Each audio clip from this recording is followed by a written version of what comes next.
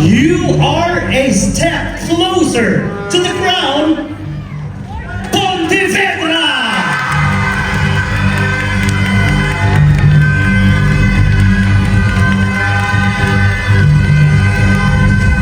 As the first Miss Universe Philippines Negros, how would you use your title to promote unity between Negros Occidental and Negros Oriental while celebrating their distinct identities? I am a mother of a newborn child, and I joined this pageant, and I can say that that is like unity. Because I am not only embracing myself, but also inspire my child to pursue his dreams. I think by showing them that by standing here, I can show them that we can unite the Negros Occidental and Negros Oriental. Because I can show them that no matter who you are, no matter what you are, we are one. Thank you. Thank you very much, Pontevedra. Step forward! Ilog!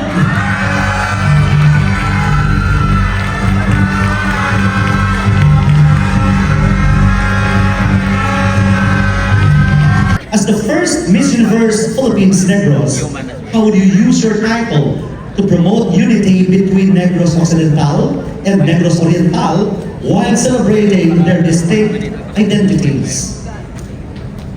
Negros Occidental is known to be the land of sweet surprises because of its beautiful diversity. Our province is filled with cities and municipalities with distinct culture, traditions, and lively celebrations. Because we Negrosanos embody the true spirit of unity within diversity. Just like the women who stand here today, each of us have different strengths, goals, and purpose. But we stand here united as one with one shared goal, and that is to make a difference. That by embodying the true essence of what it means to be a woman, by embracing our differences and individuality, we are able to inspire and empower the people around us. And that is what a true babaeng. Thank you very much, Ilog. Ladies and gentlemen, let's put our hands together for Cinco Silay!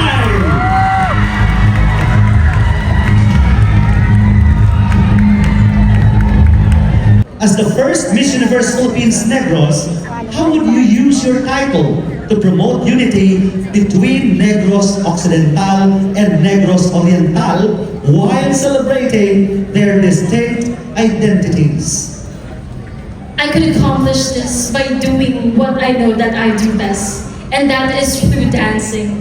With my advocacy in hand, I can use this as the opportunity to amplify the beauty of our culture, of our tradition as Negrenses. And I would use it to amplify and influence the world to show that we Negrenses, that wherever we are, what situation we are in, that we are always proud to be different. We are proud of ourselves. We are proud to be Negrenses. Thank you. Thank you very much, Cinco Silay. 3 down, 2 more to go. And the next spot is yours.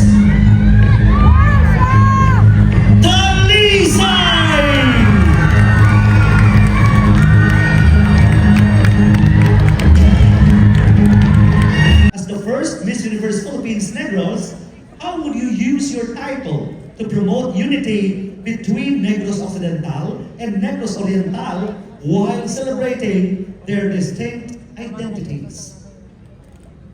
I believe that as the first Miss Universe Philippines Negros Occidental, we do have the honor and an opportunity to speak on their behalf of our province that we represent. And as a title holder, we have the opportunity to speak and people will listen. And I'm taking that chance now to celebrate each other's differences and respect each other's boundaries, because I believe that every province has its beauty and those people are most out of it. And I believe as a Negrosano, the heart of every Negros are the Negrosano that shines from within. Thank you. Thank you very much, Talisay. And the last spot belongs to you.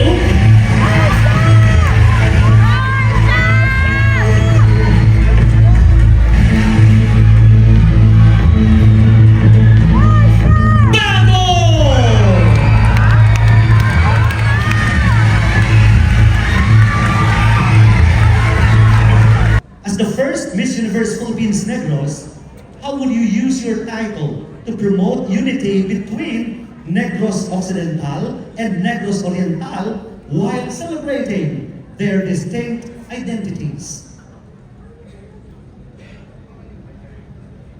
To be a Miss Universe Philippines Negros Occidental, for me, it's not just always about the crown, the title itself. Because as a queen on my own, I am supported by so many people at the back of me. And with that, I consider a kind of unity that everybody should discover and respect.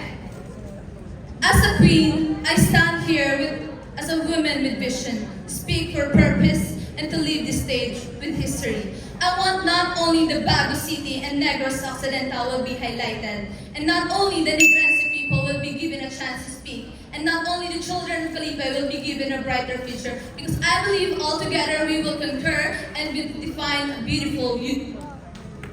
Thank you very much, Miss Universe Philippines Negros, your top 5